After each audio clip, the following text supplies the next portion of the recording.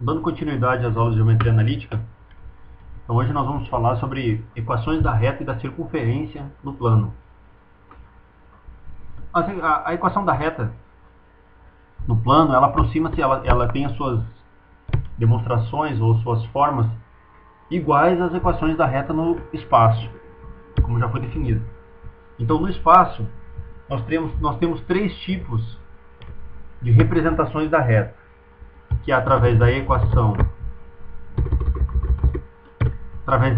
vetorial, da paramétrica e da simétrica. Porém, a reta no plano, a gente tem ainda uma forma a mais de representá-la, que é chamada de equação reduzida, que é aquela representação conhecida pela maioria dos alunos, que a gente obtém a reta isolando-se o termo y. Então a gente tem uma equação da forma y igual a x mais b. Então essa representação reduzida da reta, então ela só existe quando nós temos uma reta no plano. Através da equação reduzida, nós podemos determinar todas essas outras formas aqui. Então nós podemos obter a forma vetorial, paramétrica e simétrica. Então, para a gente obter a forma paramétrica, então basta a gente supor que x é igual a t, por exemplo. Certo? Não tem nada de errado em fazer isso. Então nós estamos arbitrando que x é igual a t. Bom, mas se x é igual a t, então y é igual a b mais at. Certo? E aqui está a equação paramétrica. Da equação paramétrica para vetorial, se torna muito simples. Basta a gente escrever xy no lado direito.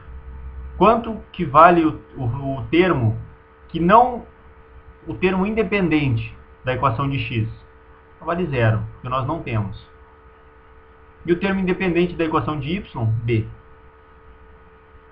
Mais t, que multiplica o vetor diretor. Qual que é o vetor diretor? Qual é o termo no x? 1. No y, a. Certo? Então, partindo da equação reduzida, a gente obteve aqui a equação vetorial e aqui a equação paramétrica. Bom, para a gente obter a equação simétrica, se torna muito simples, já que a gente tem que isolar o t apenas em y. Então, em y, t fica y menos b sobre a. Certo? Como t é igual a x, então nós temos y menos b sobre a igual a x. Então a equação simétrica, se tratando de reta no plano, ela não faz muito sentido, certo? Porque ela nada mais é do que uma forma trabalhada da equação reduzida. Tá ok? Bom, agora vamos tratar um pouco sobre a equação da circunferência. Certo? Então, o que seria a circunferência? Então, a circunferência nada mais é do que, dado um ponto, então eu tenho um ponto no plano. Plano A, ponto A, B. Certo? Então, esse ponto é conhecido. Dado um ponto, eu quero saber quais são os outros pontos que têm todos uma mesma distância desse ponto AB. Vou chamar de P aqui. Todos devem ter a mesma distância do ponto P. E percebam que nessa circunferência aqui, todos os pontos que a formam, elas equidistam do ponto P.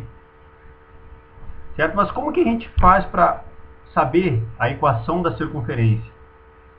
Certo? Então eu vou pegar um ponto aqui aleatório da circunferência, um ponto xy. Certo? Então, o que eu tenho? Eu tenho que a distância do ponto xy ao ponto AB deve ser igual a r. Quanto vale R? Bom, R vai ser a distância que eu vou definir. Certo? Mas como é que eu calculo a distância entre dois pontos? Bom, aqui basta a gente fazer um triângulo retângulo, certo? Então nós temos aqui o ponto AB, nós vamos ter aqui o ponto X, Y, e aqui a distância entre eles vai ser R. Quanto vale esse lado aqui? Bom, esse lado aqui vale X menos A. E esse lado aqui, quanto vale? B menos Y. Como todo mundo sabe, nesse caso aqui, B menos Y ao quadrado mais X menos A ao quadrado vai ser R ao quadrado. Certo? Então, mas aí alguém pode dizer, não, mas eu aprendi de forma diferente. Eu aprendi que a equação da circunferência era x menos a mais y menos b, e não b menos y. Bom, mas a gente sabe que um termo ao quadrado, o sinal dentro dele não interfere. Por exemplo, se a gente tiver menos 5 ao quadrado, isso aqui é igual a 5 ao quadrado. Já que no momento que a gente eleva ao quadrado, o sinal ele some. Certo? Então, essa representação da reta aqui, a gente pode dizer que é x menos a ao quadrado mais y menos b ao quadrado é igual ao raio da circunferência ao quadrado. Percebam ainda que A e B são as coordenadas do ponto central. Tá certo?